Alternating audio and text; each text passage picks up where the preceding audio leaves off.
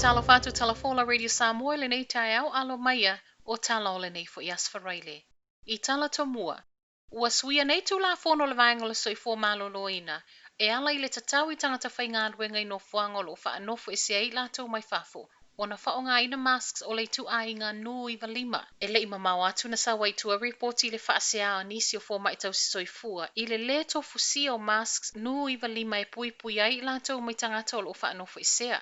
Ma o le swinga o whailo mai ana nafi, wa whai ai le mai a wha amau ni o nisi o whai ngā luenga, wa mau al COVID a o lato wha o ngā ina le maska ta atele lano moana, ai le o le nui wa lima. I le tali mai la le pūlenga ma whai le nei swinga, e le o lava I le wa aia fō mai tau si mai.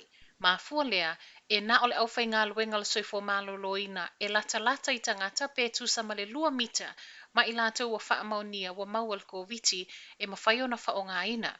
Sauno ai Kate Weston mai le whala potopotonga o fō mai tau si mai tono le tunuu e te tau na lava masks nui valima mō tangata uma o loo ngā lulua I no fuanga nei e whaanofo e se ai tangata mai fafo. Ato ai ma le tu inato le whaitalia I le tātou whai ngā luenga e fili ai le tu ai ngā mask e na te wha o ngā ina. Na sava vali ese ta ita I o le Maori Party mai le whanotanga al palemene ana nafi. Ona ele fia le whaatu la whono ino taimi e saunoa il mota. O ta ita I a wawiri Waititi ma Debbie Nare wa Paka, na o I whafo ma le whono, ona ele I whaatanga ina ele whonga whetalai, Trevor Millard, e whaasala vei a o saunoa le ta ita I le National, Judith Collins. Tu la whono le mota, o pāti po vaenga whaupo whai silia ma le to ono na sui le mota, e maua ta itolu sul minute saunoa ai.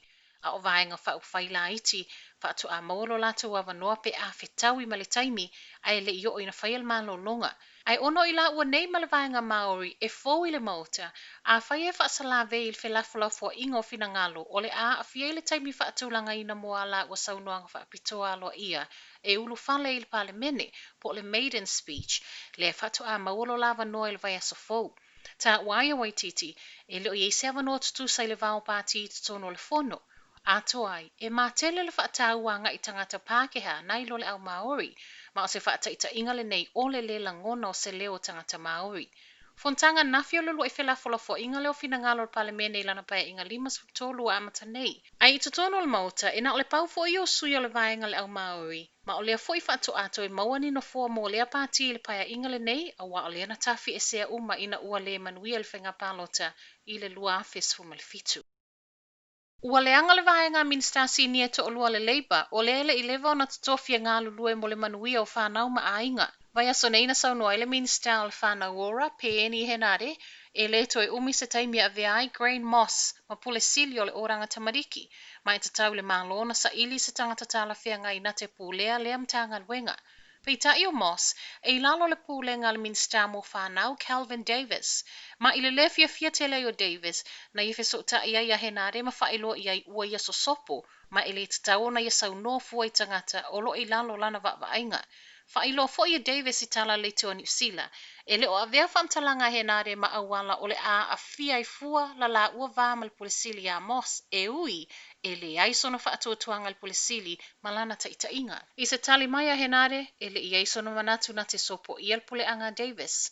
A o vevese la min stasi ni ane te olua, e whaanoa noe le vaai, ai ele o whaate I ai Debbie Nare wa Paka o le vaenga al Maori. Ona ilana mai tau, wa te lele sao o henare I le whanau ora, ma o I lea e iai lona sootanga I le oranga tamariki.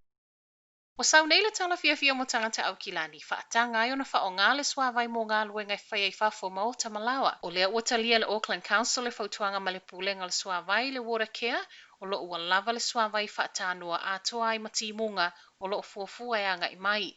O le asos full whaole masina fo o le alo I ai, ma o lo sawai matuutuunga I le wha o ngā o whanga au e pipi I ai tricker nozzles wha asoa I le soona wha alo le swawai.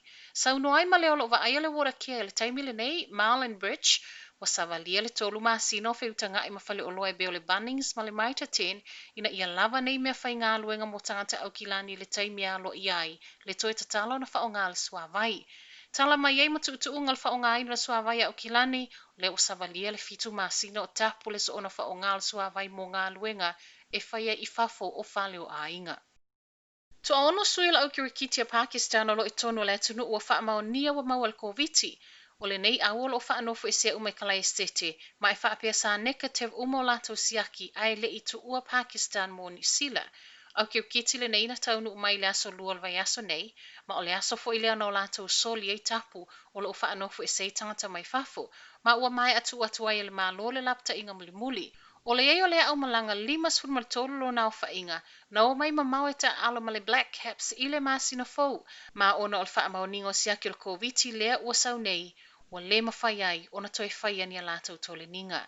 Whai watu i tala lava le COVID, ua wha amau sali mai so esu enga na whaia, o le tangata whai ngā luenga le eni usila, le ua maua le COVID, le ai se wha amau ninga na ia maua le siama i tutonu o ni usila.